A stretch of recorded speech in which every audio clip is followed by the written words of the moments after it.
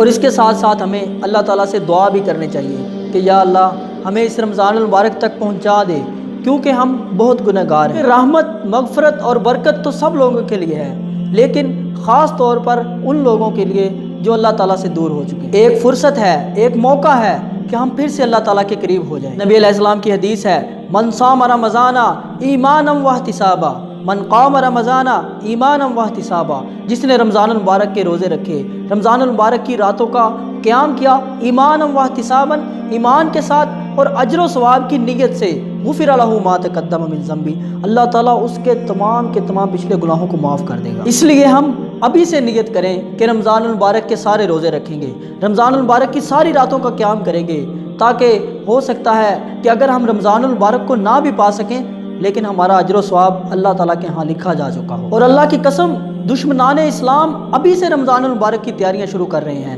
کہ کس طرح لوگوں کے روزے خراب کرنے ہیں، کس طرح سے لوگوں کا قیام خراب کرنا ہے، کسی کو اسلام کے نام پر بنے ڈراموں اور فلموں کے اندر مصروف کر کے، اور کسی کو اسلامی غلبے کے نام پر جمہوریت، سیاست اور جلسے جلوسوں میں مصروف کر کے کس طرح سے لوگوں کے روزوں اور قیام کو، رمضان المبارک کی برکتوں سے لوگوں کو محروم کرنا ہے۔ ورنہ یہ اللہ تعالیٰ کا مہمان تو بہت قیمتی ہے۔ شہر رمضان الذی انزل فیہ القرآن، یہ تو وہ مہینہ ہے جس کے اندر اللہ تعالیٰ نے قرآن مجید کو نازل کیا تھا۔